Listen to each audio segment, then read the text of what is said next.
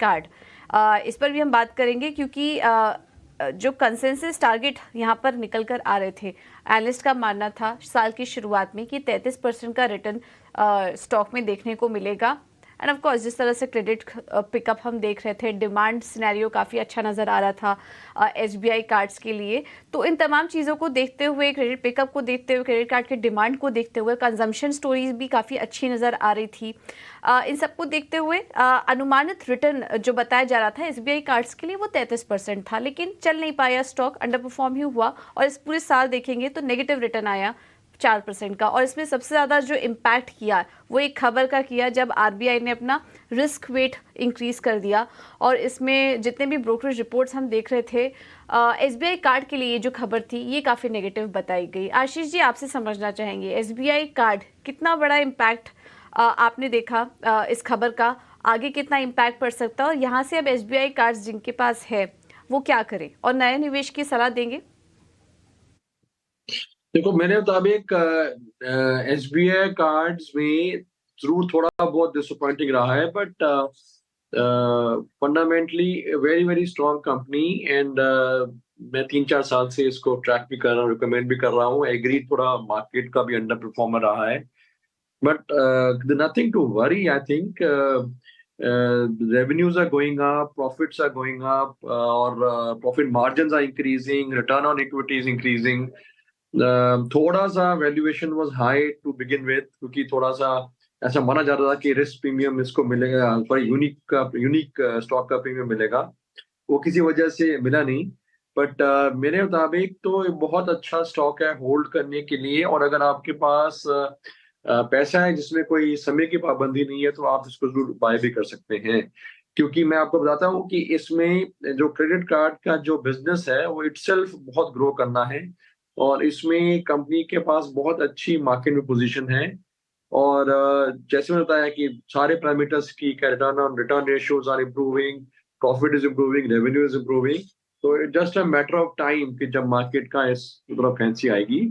और दूसरी बात ये है कि this is and will be always the only company in the Indian stock market जिसको आप प्योर क्रेडिट कार्ड प्ले मानेंगे, क्योंकि उसके इसके पहले और उसके बाद आरबीआई ने किसी और कंपनी को परमिशन नहीं दी स्टैंड अलोन कंपनी को क्रेडिट कार्ड इशू करने की। तो ये इसके पास परमिशन है और ये ही कंपनी है। बाकी जो क्रेडिट कार्ड्स हैं वो पार्ट ऑफ अ बैंक है या part of some other institution है। तो अगर आपको कभी भी जब भी क्रेडिट कार्ड बिजनेस की ग्रोथ की एक स्टोरी बनेगी, तो यही एक कंपनी है, इसको एक यूनिक कंपनी का प्रीमियम ही मिलेगा। तो अगर आपके पास समय की पाबंदी नहीं है तो आई विल डेफिनेटली सी आप इसको बाय कर सकते हैं। It's well managed, well run, there is no problem. And और होल्ड तो कर ही सकते हैं। अगर किसी वजह से आपने लिया हुआ है कि अभी आपका प्रॉफिट नहीं आया या लॉस में है, तो होल्ड तो कर ही सकते हैं। 950 का एक टारगेट है जो मेरे मुताबिक जल्दी आना चाहिए। और अगर जैसे बताया, अगर उसके ऊपर अगर आप बाय करना चाहें तो डेफिनेटली कर सकते हैं फॉर द लॉन्ग रन। तो लॉन्ग टर्म में पोर्टफोलियो में रखने लायक ये स्टॉक है एसबीआई कार्ड का। वेल मैनेज्ड कंपनी है और क्रेडिट कार्ड की डिमांड हम देखेंगे बढ़ेगी। और ओवरऑल अगर स्पेस की बात करो तो इकलौती कंपनी है जो कहीं ना कहीं मोनोपोली सिचुएशन भी एंजॉय करती है। तो जिनके पास है होल्ड करिए। 950 के टारगेट्स आगे आशीष जी इस स्टॉक में देख रहे हैं। मिड कैप रिटेल कंपनी पर फोकस करेंगे और वो है V Mart. Consensus return estimates जो निकल कर आए थे, एनालिस्ट का अनुमान था कि करीब 27% की तेजी स्टॉक में आ सकती है, लेकिन ऐसा हुआ नहीं और 28% ये स्टॉक टूट चुका।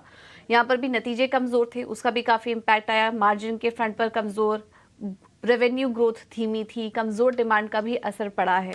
कुछ रिपोर्ट्स के मुताबिक ये भी कहना है कि कंपनी को अपने कुछ स्टोर्स बंद भी करने पड़ सकते हैं। और इसके अलावा लाइम रोड जैसी कंपनियों में भी कंपनी ने निवेश किया था, लेकिन वहाँ से भी कुछ फ़ायदा इतना कुछ खास वी मार्ट को मिला नहीं। तो शुरुआत में तो काफ़ी कॉन्फिडेंस नज़र आ रहा था, लेकिन अभी जो गिरावट आई है, आशीष जी आपसे समझना चाहेंगे वी मार्ट रिटेल अब यहाँ से आपको कैसा लग रहा है? क्या दिक्कतें थी कंपनी के साथ में? क्या कुछ सुधार, कुछ रिकवरी का अनुमान है आने वाले साल में? देखो, मेरे को नहीं लगता। एक तो ऑब्वियसली जैसे हमने ठीक बताया, the results are very disappointing. आप किसी भी लिहाज से देखें, अगर आप मार्जिन्स देखें, प्रॉफिट देखें, दे ऑल डिक्लाइनिंग। तो वो एक कॉन्फिडेंस नहीं दे रहा। दूसरा, मेरे को अपना my own feeling is the retail जो सेक्टर है उसमें competition is going to really increase with, जहाँ पे जियो जैसे बड़े बड़े प्लेयर्स एक्सपैंड कर रहे हैं और कंपटीशन बहुत इंक्रीज हो रहा है from various organised entities including Westside, Titan. आपका बहुत ऐसे जगह से कंपटीशन आएगा और इंक्रीज होगा। तो मेरे को नहीं लगता कि वी मार्ट जो ऑलरेडी थोड़ा लूज कर रहा है अपना होल्ड, इस पे बेट करना चाहिए मेरे मुताबिक। अब मार्केट के अंदर even if you want to do retail में बेट, तो देयर आर बेटर ऑप्शंस। तो मेरे को लगता है कि आप इसमें से निकल जाना ही बेटर रहेगा। ओके, तो वीमार्ट में अगर जिनके पास है तो अभी निकल जाए, क्योंकि 2024 में भी ज्यादा कुछ उम्मीद नजर नहीं आ रही है। बिकवाली की सलाह है आशीष जी की तरफ से। फाइनेंशियल स्पेस पर बात करेंगे, आवास फाइनेंशियल्स। यहाँ पर भी बात तो की जा रही थी कि ये स्टॉक करीब 40% चलेगा, लेकिन इस स्पेस ने भी अंडर परफॉर्म किया। और जो ब्रोकरेज रिपोर्ट्स में एक जो कॉमन चीज़ निकल कर आई वो ये थी कि आवास फाइनेंशियल्स के मुकाबले जो इनके पेयर्स हैं वो ज़्यादा बेहतर प्रदर्शन कर रहे हैं। यहाँ पे कुछ एयूएम में भी एयूएम और डिसबर्समेंट में भी स्लो ग्रोथ देखने को मिली। तो पेयर्स ज़्यादा पसंद आ रहे थे आवास फाइनेंशियल्स की अगर बात करें तो। इस वजह से हमने देखा ये स्टॉक ज़्यादा चला नहीं और 18% का नेगेटिव रिटर्न भी दिया। आशीष जी, आवास फाइनेंशियल्स कैसी लग रही है आपको ये कंपनी? नहीं, आवास फाइनेंशियल जो राइटली सेड, बिग डिसअपॉइंटमेंट। और कंपनी के जो ऑपरेशन से जो कैश जनरेट हो रहा है वो काफी कम हो रहा है, जो उम्मीद थी उससे बहुत कम हो रहा है। एंड जो दूसरा concern is financials are very week.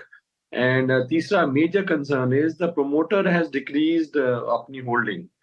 अब ये एक बहुत सीरियस पॉइंटर होता है कि अगर प्रमोटर अपना शेयर गिर रहा है और प्रमोटर भी अपना स्टेक कम कर रहा है, तो that is also very big red flag. So मेरे मुताबिक तो डेफिनेटली सेल है, इसको में निकल जाना चाहिए। और लकीली इसी सेक्टर के अंदर there are so many other options, तो इसके साथ क्यों रहना चाहिए।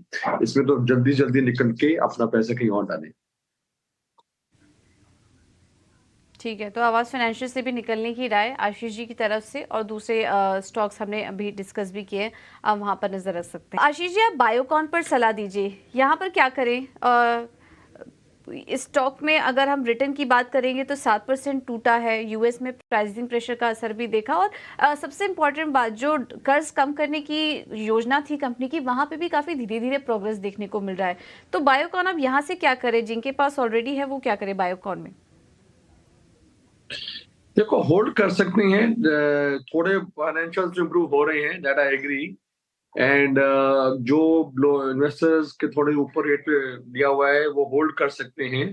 अपना जो रेट है वो आना चाहिए, क्योंकि फार्मा सेक्टर भी थोड़ा सा सेंटिमेंट भी वापस आ रहा है, और बायोकॉन का जो rightly saying cash generation improve हो रही है, प्रॉफिट भी ग्रोथ हो रही है। बट एक लंबे नजरिए से मेरे मुताबिक अवॉइड है स्टॉक, क्योंकि बहुत हमेशा ही पिछले जब 20 साल में जब से ये कंपनी लिस्ट हुई है, हमेशा ही इसमें बहुत स्कोप की बात की जाती है। And I will put this company this thing के भी, उसका जो अगर आप देखें 20 साल का जो रिटर्न है शेयर होल्डर्स को, वो ऑलमोस्ट नेग्लिजिबल है। मतलब अगर 20 साल पहले किसी ने अगर बैंक डिपॉजिट किया होता तो उसका शायद ज्यादा पैसे बन गए होते इस शेयर की तुलना से। तो एक बहुत लंबी अवधि 20 साल में भी जिस शेयर ने परफॉर्म नहीं किया, there's definitely a red flag on that. So मेरे मुताबिक आप अभी होल्ड कर सकते हैं, क्योंकि सेंटीमेंट थोड़ा इंप्रूव हो रहा है फार्मा सेक्टर का, और कंपनी के भी प्रदर्शन अच्छा है। पर जब आपका रेट वापस आए तो यहाँ से निकल जाना चाहिए और अपना पैसा कहीं और डालना चाहिए। बिल्कुल। तो बायोकॉन फिलहाल अवॉइड करने की सलाह है, क्योंकि धीरे धीरे ही यहाँ पर रिकवरी देखने को मिलेगी, और अगर आप नुकसान में हैं तो फिर दूसरी अच्छी कंपनियां भी हैं, आप वहां पर पैसा लगा सकते हैं। तो यहाँ पर आशीष जी की अवॉइड करने की सलाह।